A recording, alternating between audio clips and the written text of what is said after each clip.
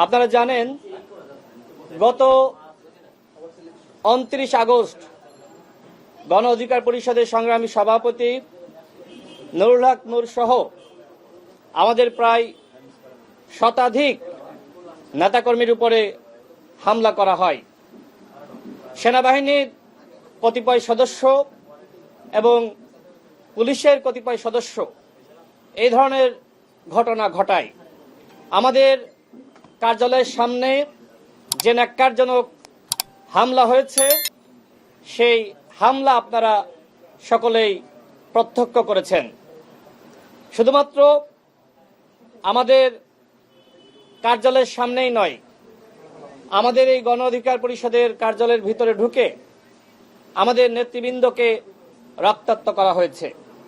যারা বাথরুমের ভিতরে আশ্রয় নিয়েছিল তাদেরকে রক্তাক্ত করা হয়েছে দরজা ভেঙ্গে ভেঙ্গে। এটা আসলে কিসের আলামত?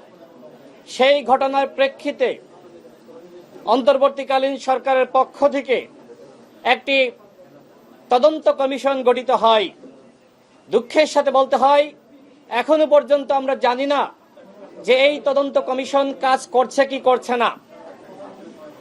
তথ্যপত্র সংগ্রহের জন্য বা আমাদের বক্তব্য জানার জন্য এখনো পর্যন্ত সেই তদন্ত কমিশনের পক্ষ থেকে গণ অধিকার পরিষদের সাথে যোগাযোগ করা হয়নি। তাহলে কি হচ্ছে?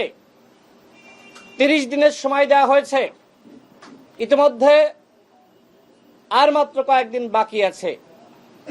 তাহলে কি এই তদন্ত কমিশন আবারও বলবে আমাদের সময় লাগবে? এইভাবে কি তারা কালক্ষেপণ করতে চায়? এটি অত্যন্ত অনাকাঙ্ক্ষিত।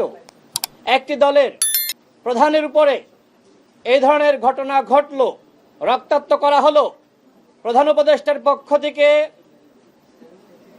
দায়সারা বক্তব্য দেওয়া হলো, প্রতিবাদ জানানো হলো।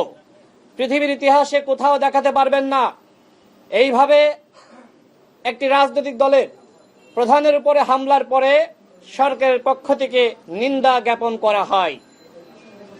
যদি সরকার এই নিন্দার পাশাপাশি সহমর্মিতা প্রকাশের পাশাপাশি যারা ঘটনার সাথে সম্পৃক্ত তাদের বিরুদ্ধে ব্যবস্থা গ্রহণ করত, তাদেরকে গ্রেপ্তার করত, তাহলে জাতিসংঘে যে ধরনের ঘটনা ঘটেছে, আওয়ামী লীগ যে সাহসটা পেয়ে গেছে এই ধরনের ঘটনা ঘটত না।